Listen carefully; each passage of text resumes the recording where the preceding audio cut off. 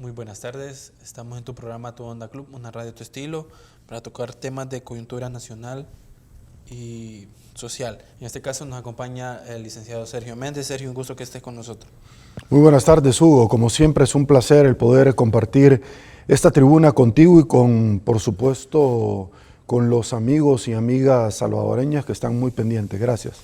Sergio, este día vamos a hablar sobre el mutuo simple y mutuo hipotecario.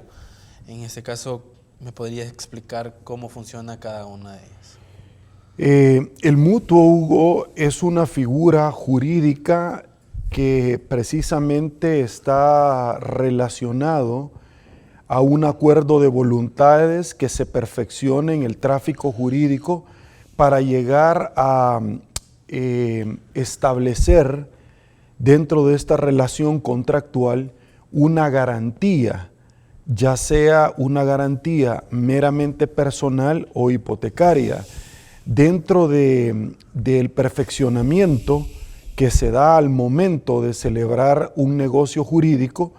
Es precisamente el mutuo un documento, un instrumento que se celebra paralelamente para garantizar que el dinero que se ha entregado está garantizado. Es decir, el mutuo como tal está regulado en la legislación vigente aplicable a la materia, llámese el Código Civil o Código Mercantil, porque así como hay compraventa civil o mercantil, también lo hay en este caso.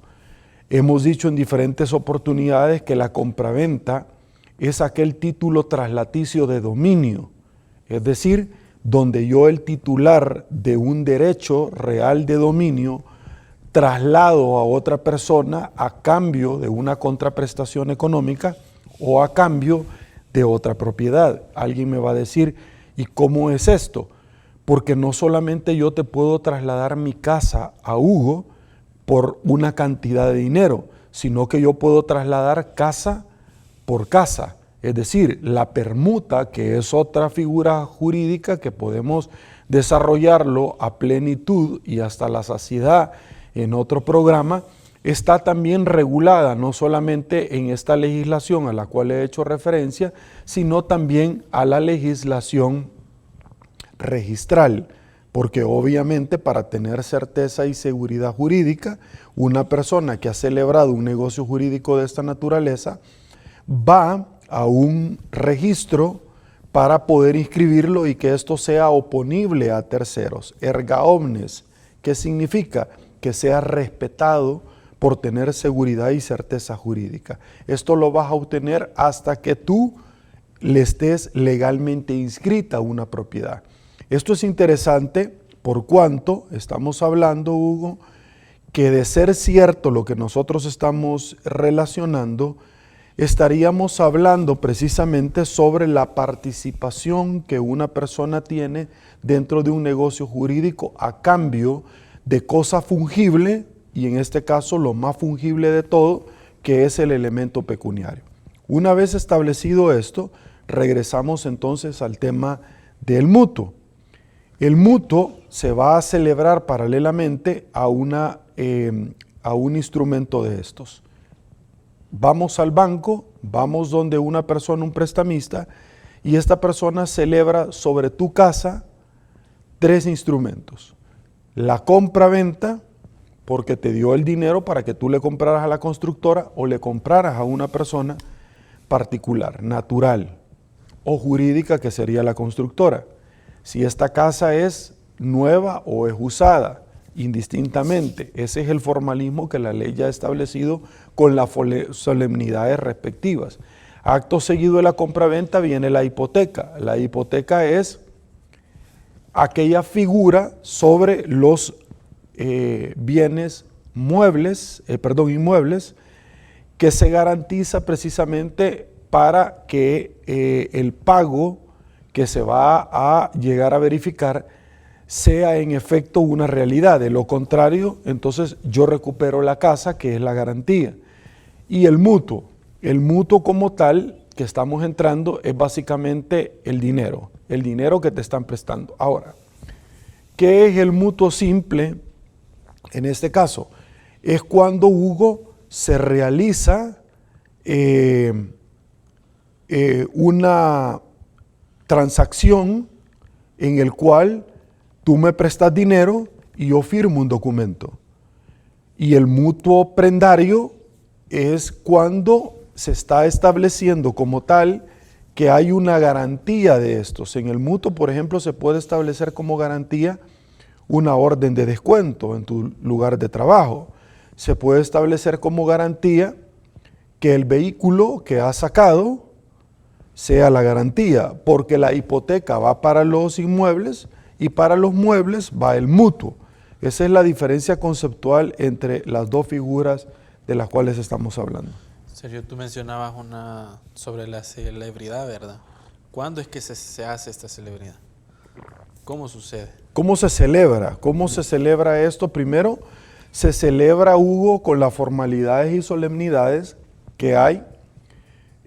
Tú puedes venir y tu papá te puede dar un vehículo. Sí. Y tú le empezás a cambiar rines al vehículo, tú le empezás a cambiar color y le invertiste. Pero a los 6 meses tu papá te dice que le des el vehículo. En efecto, el vehículo no era tuyo. Tú le estabas invirtiendo, pero porque tú andabas el vehículo, pero el vehículo como tal no es tuyo. ¿Por qué? Porque no se hizo el documento traslaticio del dominio, ni tampoco se hizo un documento paralelo como el mutuo, donde tu padre te decía, yo te voy a dar este vehículo y cuando tú cumplas tantos años o empeces a trabajar me vas a pagar, por ejemplo, porque son los plazos y las condiciones que tú estableces para que se llegue a perfeccionar el negocio jurídico. Una vez llegas a la formalización de este. Ok. Por lo tanto, tú no puedes pedir la tutela jurídica del derecho si desde un inicio no lo hiciste conforme a derecho. Es decir, las cosas así como se hacen en derecho se deshacen. Tú no puedes pretender, Hugo, que vas a ir a tocarle la puerta a una institución pública para que te tutele un derecho jurídicamente vulnerado cuando tú no te sometiste precisamente a esto. ¿Qué significa esto? Pues bueno, tú quieres celebrar tú quieres comprar una casa y lo haces de palabra. La palabra no tiene ningún tipo de sustento legal. Alguien me puede decir, Sergio, pero yo puedo ir a un reconocimiento de obligación, por supuesto, en la legislación del Código Civil y Mercantil están establecidos que tú puedes ir a un reconocimiento de una obligación o deuda. Por supuesto que lo puedes hacer. ¿Cuánto tiempo vas a tardar? Un montón. ¿Y qué elementos vas a necesitar?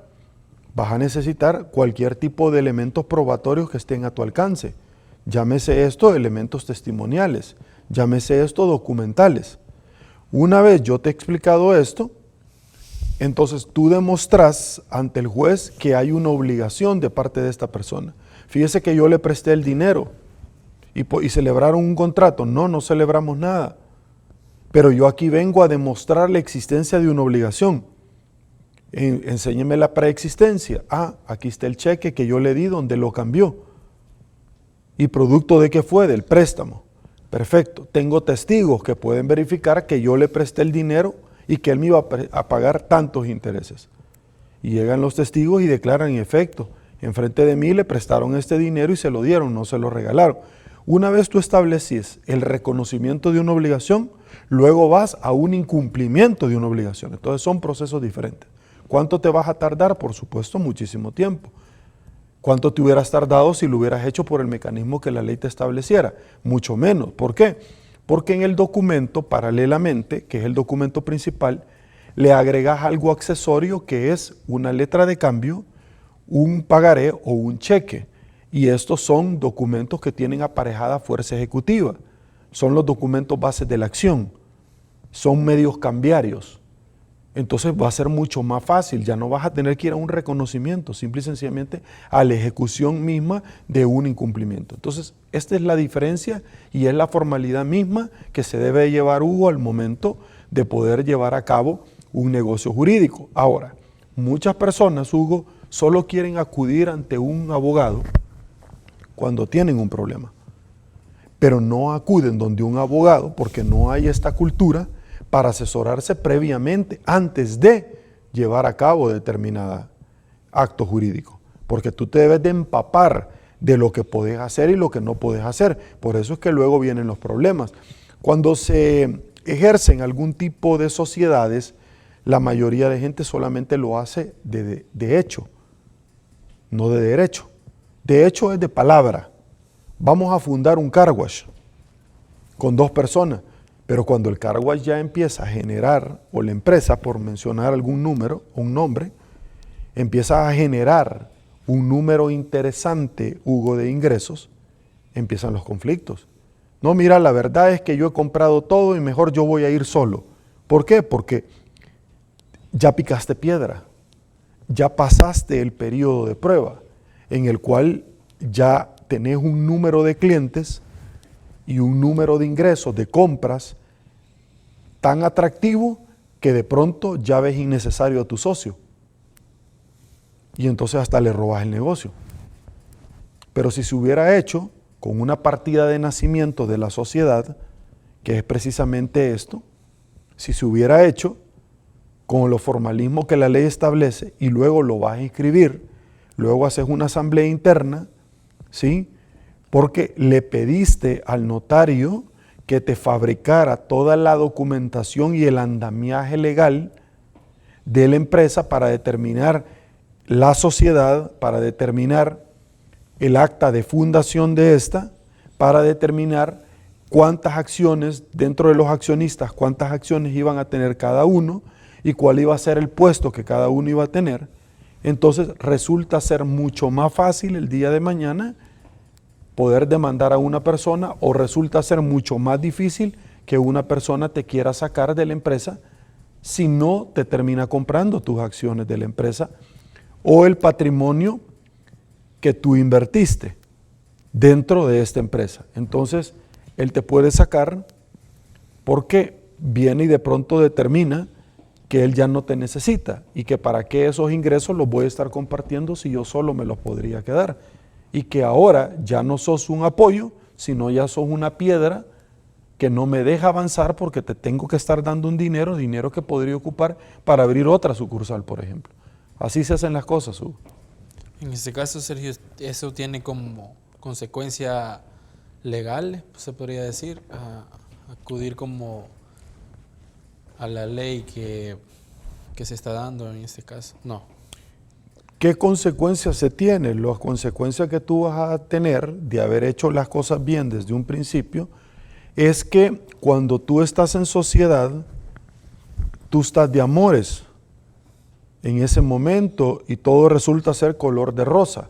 El tema es ya en el camino, cuando uno de los dos falla o el otro ya no quiere llegar a trabajar, pero sí quiere cobrar y dice que es accionista. Y empieza de pronto, o otro empieza a robar dentro de la empresa, o empieza a tratar mal al personal, o a los clientes. Entonces, todo al inicio se debe dejar bien claro desde el inicio, Hugo.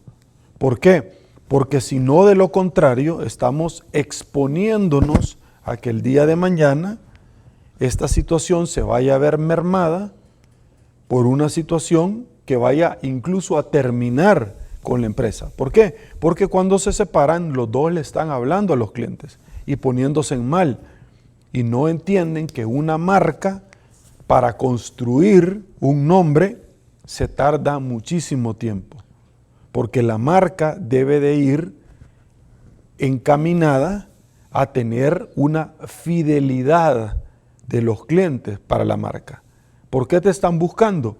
Bueno, porque me gusta cómo me atiende, me gustan las instalaciones, me gusta el servicio que me dan, me gusta el producto que vende, me gusta, es mejor que la competencia, es mejor que esto. ¿Qué tengo yo que no tiene la competencia? ¿Por qué me deberían de buscar? Pero al momento de un conflicto, la marca que costó tanto construirlo se puede caer, porque hasta la marca se debe de ir a registrar y debe de haber un propietario de la marca. Y muchísimas veces la marca que se llegó a construir vale más que la misma empresa. La marca, ejemplo, voy a mencionar un tema. Obviamente estamos hablando de años y estrategias de construcción de una marca, pero voy a poner porque es una marca conocida, Coca-Cola. La marca Coca-Cola vale más que todas las fábricas en el mundo, que todos los inmuebles que ellos tienen, que todas las botellas, que todas las plantas que tienen, que todas las fábricas, que toda la maquinaria que tienen, que todos los carros para distribuir que tienen, vale más. Pizza Hut. Pizza Hut vale más que todo lo que pueda generar la oficina. Mira, esta empresa me genera a mí $100,000 mensuales. ¿Sí? Entonces, si eso me lo genera, yo te la vendo, la empresa te la vendo en $30 millones. Perfecto, me parece, pero sin la marca. No, es que yo necesito la marca. No, yo necesito la marca, las rutas de distribución, yo necesito todo el mobiliario. No, pero ¿cuánto te dije? 30 millones la empresa. Perfecto, la marca vale 200 millones. Vale más que la misma empresa. Entonces, votar eso es muy fácil por algún problema. Y te lo voy a poner claramente en este tema porque yo trabajé en fiscalía y conozco mucho sobre propiedad intelectual. Hay propiedad intelectual desde lo mercantil y propiedad intelectual desde lo penal, que son dos cosas muy diferentes que lo podemos explicar, por supuesto, un día, pero que necesitamos muchísimo más tiempo. Pero ahora, yendo a lo que nos interesa, a nuestro menester. En este caso, Hugo, tú recordarás cuando el futbolista, el centro delantero, el ariete portugués, Cristiano Ronaldo, Sí. una vez jugando en el Real Madrid, si no me equivoco, en la selección lusa, no me acuerdo ahorita puntualmente, llegó a la conferencia de prensa, antes o después, tampoco recuerdo esos detalles. Lo cierto es que antes o después del partido, no recuerdo eso, o después de un entrenamiento, no, o la previa, no recuerdo, pero él se llegó a sentar. Y cuando se llega a sentar, nosotros sabemos que Cristiano Ronaldo, como muchos deportistas, incluyendo Leo Messi, tienen rigurosos controles de alimentación, de salud, de controles que ellos están aplicando constantemente. Por lo tanto, este tipo de bebidas carbonatadas, como la que estábamos hablando de Coca-Cola, él no la consume, ellos. Y lo han dicho categóricamente. Y es evidente porque el nivel competitivo que ellos están manejando, ¿verdad? No les permite hoy por hoy tener este tipo de consumos de ciertos productos. Pues entonces Cristiano Ronaldo se llega a sentar a la conferencia de prensa y en ese momento estaba los patrocinadores que era Coca-Cola. Creo que estaban marcas hermanas como Fanta o no sé. Ahorita estoy un poquito, ¿cómo se llama? No muy claro en los detalles, cómo se dieron, creo que los vi de pasada. Pero lo cierto es que vino Cristiano Ronaldo y había agua, por supuesto, agarró el agua, agarró las botellas de Coca-Cola y lo hizo a un lado. Entonces, ¿cuál es el objetivo de poner las botellas? Una publicidad que está pagando. Como cuando un futbolista usa Adidas o Nike. Adidas o Nike o Reebok o Puma le están pagando. Es una figura y han celebrado un contrato previamente.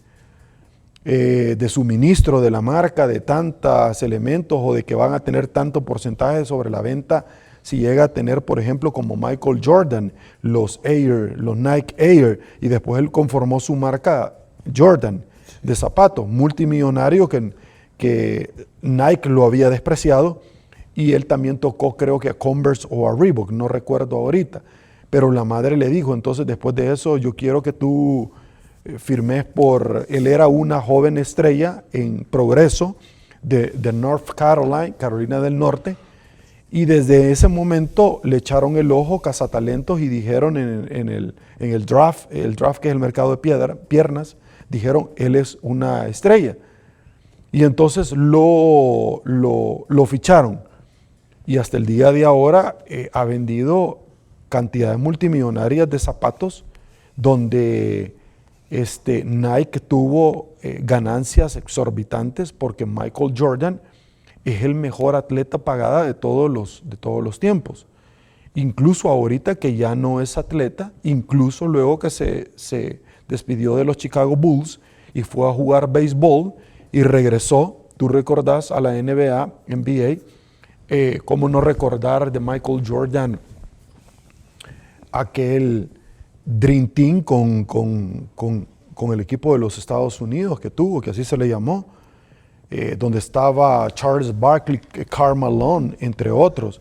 Pero yo recuerdo también aquellas finales increíbles como lo fue los Pistons contra los Detroit Pistons contra los Chicago Bulls, que estaba de este lado Dumas, Isaiah Thomas, ya me voy a recordar un poco más de esta, creo que estaba la Araña Sally, y de este lado estaba Michael Jordan, Scottie Pippen, Dennis Rodman, Paxson, con Pat Riley, el entrenador. Estaban jugadores excepcionales, que los Chicago Bulls creo que ganaron 5 campeonatos al hilo. Esto fue un poco así como los Boston Celtics versus los Angeles Lakers, que tuvieron su momento con Larry Bird y que los Angeles Lakers tuvieron a Edwin Magic Johnson, a Kareem Abdul-Jabbar, así como Detroit tuvo a Isaiah Thomas. Recuerdo esas finales impresionantes, emblemáticas, no aptos para cardíacos, que se daban en aquel entonces en la NBA. Entonces Michael Jordan regresa multimillonario. Estamos hablando entonces de la marca Michael Jordan. Jordan, él sacó sus zapatillas y ha sido un éxito total. Estas zapatillas, multimillonario. Y entonces el derecho de propiedad intelectual, él fue a registrar su marca Jordan, así como la Nike. Entonces, lo que te quiero decir, volviendo al inicio, es que Cristiano Ronaldo retiró esas botellas. La marca Coca-Cola en el mercado, en la bolsa de valores, las acciones se vinieron inmediatamente al piso. Solo por eso que hizo Cristiano Ronaldo. Fue viral lo que sucedió.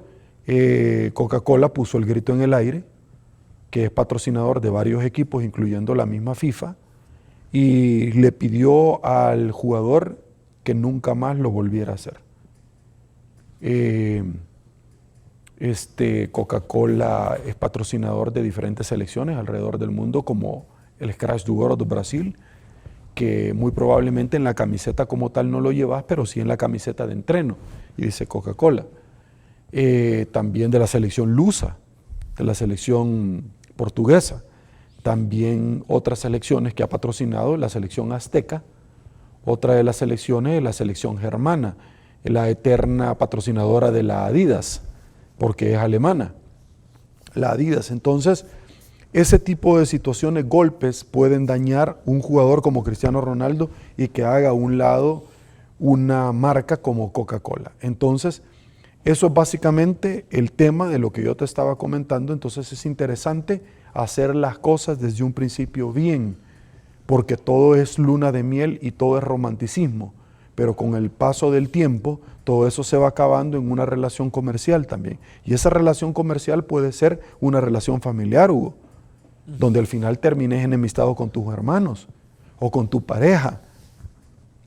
Matrimonios se han acabado precisamente por litigios comerciales, o matrimonios, y no solamente eso, familias enteras que ante la muerte del padre le deja a los hijos un gran problemón, donde todo el mundo se está peleando por el famoso testamento.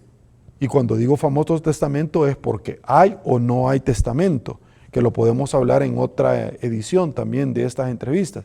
El testamento escrito o no escrito. ¿Y cuál es el testamento escrito? Cuando tú dejaste ante notario con toda la solemnidad. Y el testamento no escrito, la ley ya dice quiénes son los llamados a iniciar diligencias de aceptación de herencia. Familias enteras se han acabado porque hasta se amenazan a muerte. Un poco más o menos la idea de lo que tú preguntabas. Sí. ¿Quiénes son las personas encargadas de celebrar este tipo de contrato? Las únicas personas encargadas, Hugo, son las que la ley misma ya establece en un listado. ¿Quiénes son? Evidentemente el notario. ¿Quién otra persona? Un cónsul también. Ya establece la ley qué es lo que el cónsul puede y no puede hacer. Puede un cónsul casar, por supuesto, como el alcalde. Puede un cónsul de carrera realizar un testamento, un poder, por supuesto. Entonces, esas son. Otra persona no puede hacer actos como el que estamos hablando.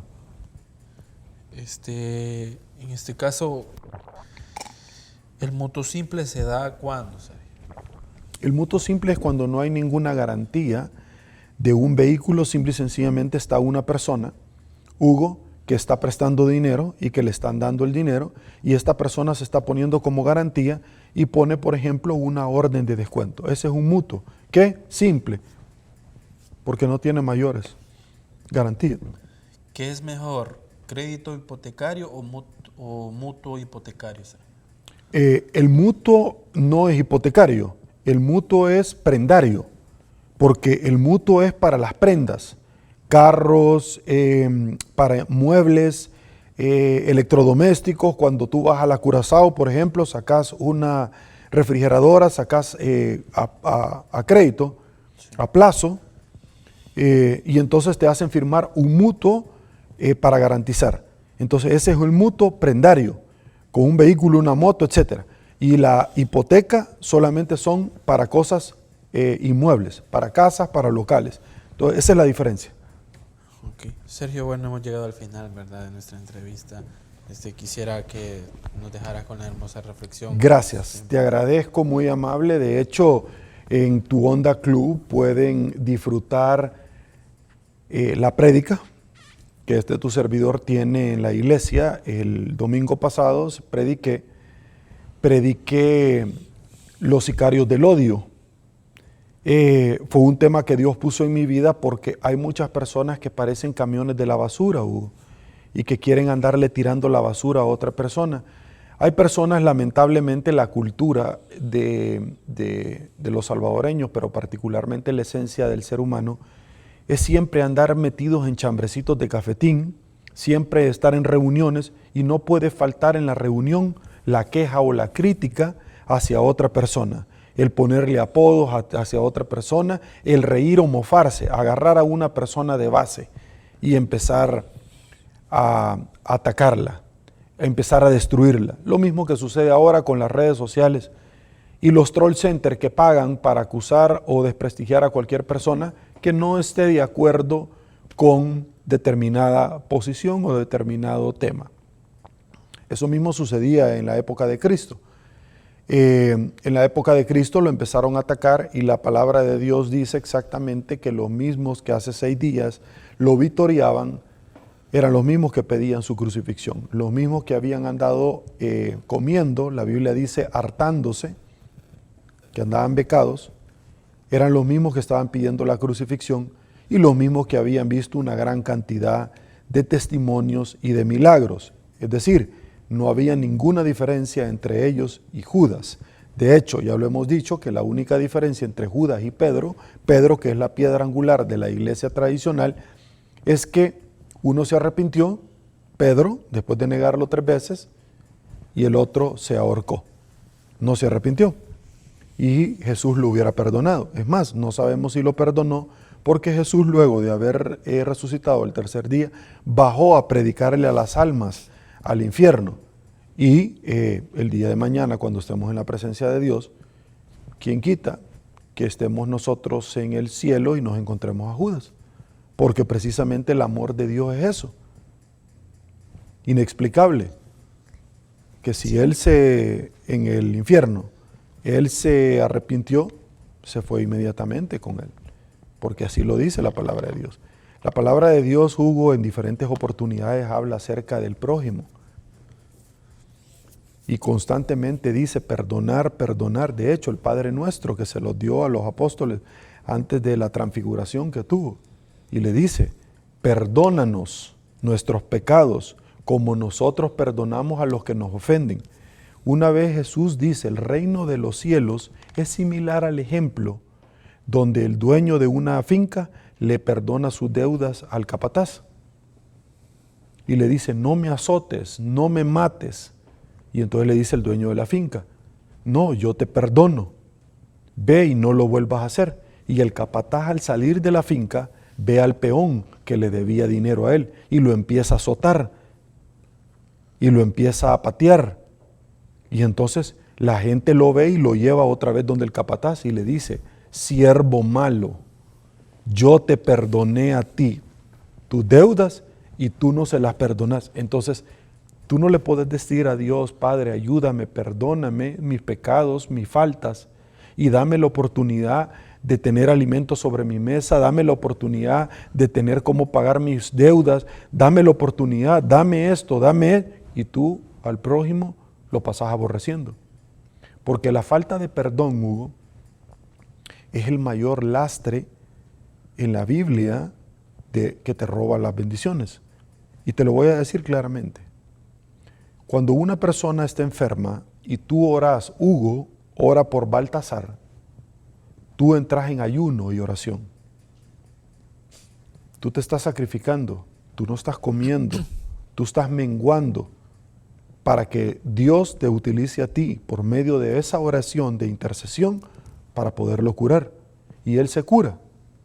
Pero Baltasar no le va a agradecer a Hugo. La gloria y la honra es de Dios, no la comparte con nadie. Más que simple y sencillamente: Hugo, yo te agradezco porque tú has sido sensible a mi necesidad y tú intercediste por mí. Pero yo no le voy a rendir culto a Hugo, porque Hugo solamente fue un instrumento para bendecir. Pero la bendición venía de Cristo, ¿cierto? Si nosotros estamos claros en eso, veámoslo en una forma inversa. Si Baltasar anda hablando mal de Hugo, ¿por qué Hugo va a arremeter contra Baltasar? Si Baltasar simple y sencillamente, por el poco conocimiento de la palabra de Dios, habló mal de Hugo, inventó algún chambre, dijo algo que laceró el patrimonio moral de Hugo. Pero entonces tú te das cuenta que no es Baltasar, sino que es el demonio mismo el que está influenciando a Baltasar. Si tú descubrís eso también, va a venir bendición. De hecho, la palabra de Dios dice que aquel en la época de Cristo que encontrara y descubriera ladrón, el ladrón tenía que devolver lo robado más 7 veces más. El número 7 se repite constantemente en la Biblia. ¿Vas a perdonar 7 veces 7? No, 70 veces 7. ¿Sí? Y después el Señor hizo 7 días de la semana y después fue a descansar. El número 7 se repite constantemente. Entonces el Señor vino y le dijo: se te ha dicho de que tú perdones a tu prójimo, pues yo te digo que tendrás que perdonarle 70 veces 7. ¿Cuánto es? Agarra la calculadora y hacerlo. ¿Qué significa? Siempre. ¿Por qué? Porque amar a tu prójimo que te hace bien es bien fácil, pero amar a tu prójimo que anda hablando mal de ti y que te ha robado cosas es lo difícil. Y eso es lo que Jesús vino y perdonó a todos, Hugo. Hasta cuando estaba en la cruz le dijo: Padre, perdónalos porque no saben lo que hacen. Él pidió el perdón por la misma persona que lo estaban crucificando. Y el ejemplo que yo te acabo de poner, donde Hugo intercede por Baltasar y la gloria y la honra es de Dios, y cuando Baltasar o Hugo habla mal de Baltasar, entonces es el demonio el que te está influenciando a ti para que tú lo hagas, ¿cierto? Y tú no estás perdonando. Y te lo voy a poner muy claramente. Los 2 casos de la Biblia que a mí me han sorprendido muchísimo, donde está invívido Satanás, son muchos casos, pero uno es con Jesús y otro es con Dios. Sí. Dice que estaba Dios y llegó Satanás. Y entonces le dice Dios: ¿de dónde venís? Andaba por el mundo dando vueltas. Entonces él llega a la presencia de Dios. Eso que ustedes han visto en las películas de Gabriel, de Damien, de la profecía, y todo eso es paja, de que el niño entra a la iglesia y que el agua bendita empieza a rebalsarse y que empieza a calentarse y que el niño no quiere. Eso es mentira, si hasta el mismo diablo llega a la presencia de Dios. ¿Cierto? ¿Ok? Entonces, le dice Satanás: vengo del mundo a dar vueltas. Entonces Dios le dice: ¿ya viste a mi siervo Job? ¿Cómo me sirve? Te sirve porque tú lo has bendecido grandemente, y ya conocemos la historia. Entonces él se presenta a ponerte en mal, a ti y a cualquiera. Y está el tribunal de Cristo que Daniel nos habla, donde dice él, tú ya tenés defensor y soy yo. La mamá esposa de Zebedeo llega donde Jesús antes de irse y le dice, te quiero pedir algo, dime mujer, quiero que mis 2 hijos cuando se mueran estén contigo, uno a tu derecha y otro a tu izquierda en el cielo. Y viene él y le dice, ¿tú crees que puedes beber el cáliz?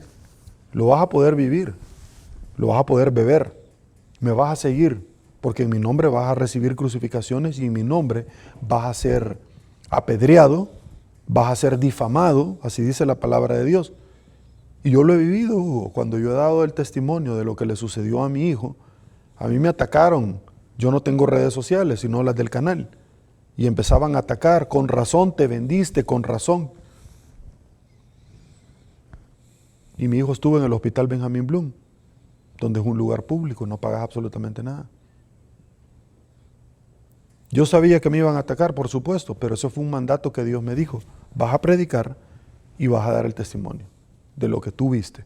Lo mismo que le decía a los apóstoles o a la gente, anda a hablar y contá lo que viste, o no vayas a hablar y no contés lo que viste, en determinadas zonas, como en Cafarnaúm, por ejemplo, o en Galilea, por ejemplo, por mencionar unos. Entonces, él le decía, y es lo que me dijo a mí, entonces en mi nombre vas a tener persecución, vas a tener difamación, van a haber personas, si lo hicieron conmigo, no lo van a hacer contigo, así lo dice. Y el otro caso es con Jesús, Hugo, cuando está con los apóstoles, en 2 oportunidades.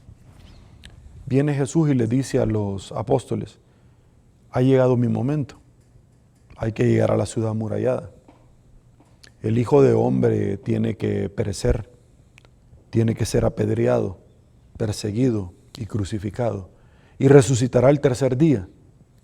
Y Pedro se le acerca y le dice, Señor, no es necesario que tú lo hagas, quédate con nosotros, no vayas a eso, a que te crucifiquen. Y vino Jesús y le dijo, aléjate de mí, Satanás, porque él estaba siendo influenciado, como el ejemplo que yo te puse, cuando tú hablas mal de Baltasar y Baltasar te perdona, entonces Baltasar va a recibir eso y 7 veces más de lo que el demonio le robó, porque así dice la palabra de Dios. Y el otro caso es cuando dice la palabra de Dios que les dice, señores, yo ya me tengo que ir en el cenáculo, la última cena, me tengo que ir y uno de ustedes me va a traicionar. De hecho, me va a traicionar al quien yo le dé de comer en la boca. Agarra el pan, lo moja y se lo da en la boca a Judas.